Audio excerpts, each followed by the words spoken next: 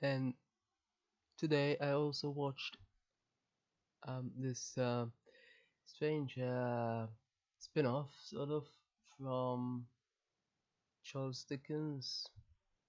Um, it's a bit much, really, to say, it's direct, but they made an effort at least to mimic the original story. That is Christmas Carol. This movie is called Ghost of Girlfriend's Past, yes, and very strange. Uh, Emma Stone acting, I'm not too familiar with her, but I was surprised to know that that was her. Um, Other than that, um, the entire thing is really very strange.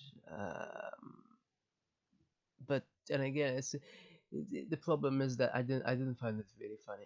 I really didn't. I mean, you know, I'm not even sure I even smiled, let alone laugh out loud. You know, but as a premise, it still was sort of funny. So I don't know. There were some interesting lines, but there were also some really stupid ones. So they kind of evened themselves out. And sure enough, Michael Douglas playing that ghost there, warning him about such life was kind of funny in a meta sort of way, but not in any. It was more of an interesting thing rather than simply funny just funny, But otherwise, you know, I found the fact that they employ two different actors to play him younger a bit far-fetched, considering that they barely look like him at all. That's the problem with employing younger actors. Sometimes they just don't look like the person. They they just don't. Um, but otherwise, I mean, yeah, uh, it was still an interesting sort of thing to watch on the screen, but it wasn't quite very funny. Um, and some of it was just awkward. Some people thought that there was a review I read that somehow didn't like anything else except the bit at the end where he goes on about how love can really sort of the opposite of what he said, at the table.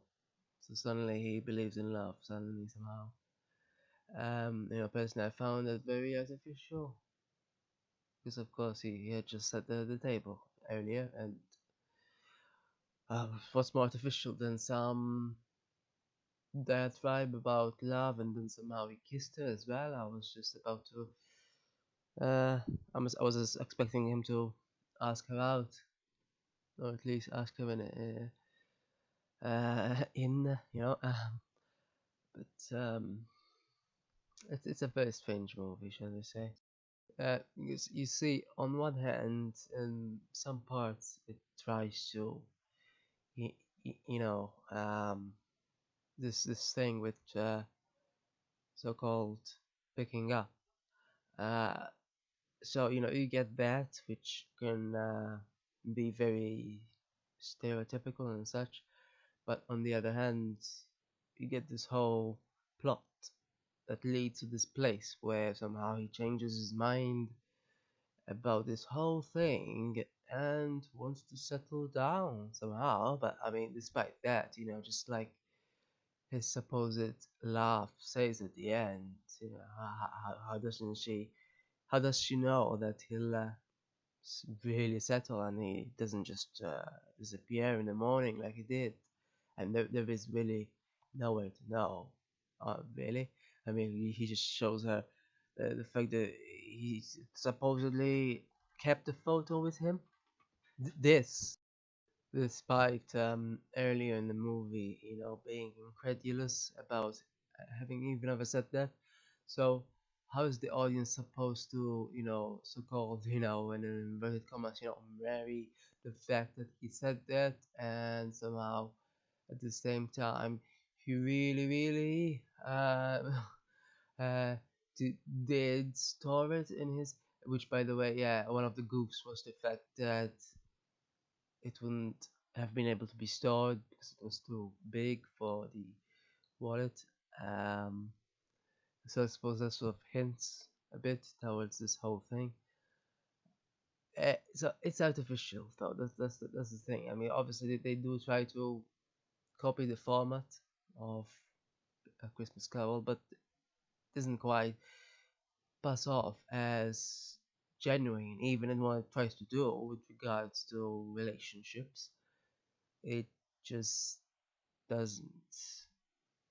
Um, there are some barely possibly funny moments, like when he was mobbed by all his supposed past um, um what would they be called? Just flings, yeah, flings. But it's fleeting anyway. And with regards to the cake, so for example, it's a bit absurd. I mean, I know, it's meant to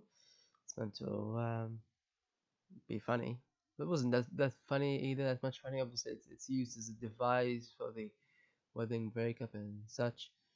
But ultimately, realistically, someone in that predicament wouldn't be extending their foot, right, to get a bottle that will obviously be too big to lift up. I mean, it's absurd. It's like his brain wasn't functioning at all. Someone in that predicament would obviously ask for help, right, while holding the cake. So bizarre, but yeah, I mean, maybe he was just too hubristic.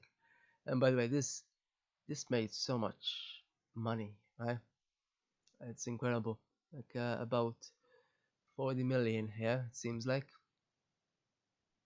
Not entirely sure because it's not even funny. So I guess these sort of genres can make money as well. I don't know. I always thought that somehow so-called action movies, are more likely to make money, but no, apparently rom-coms with a bit of a twist kind of as well. But they're very strange. They don't tell you, I don't normally think. I mean, there are a lot of rom-coms. I didn't think that was because they make money, but this one really did. Apparently, it was only behind X-Men Origins Wolverine, which obviously is from an entire franchise, so can be quite compared to a standalone rom-com. Quite different genres as well, obviously. It doesn't quite compare though. I mean, it still made a lot of profit, but it grossed 15 million, and that's behind 85 million in first place, X-Men. So quite a difference between first and second place. But anyway, yeah. Otherwise, I found it funny, by the way, that apparently someone in the goof section also noticed that when at the end when they were at the wedding and he tried to stop his supposed love from being married, and he passed through, but apparently, someone noticed. I didn't notice, but someone noticed him actually touching the priest's robe. So I'm assuming they just a bit of an oversight there. They didn't notice it while editing. I'm assuming.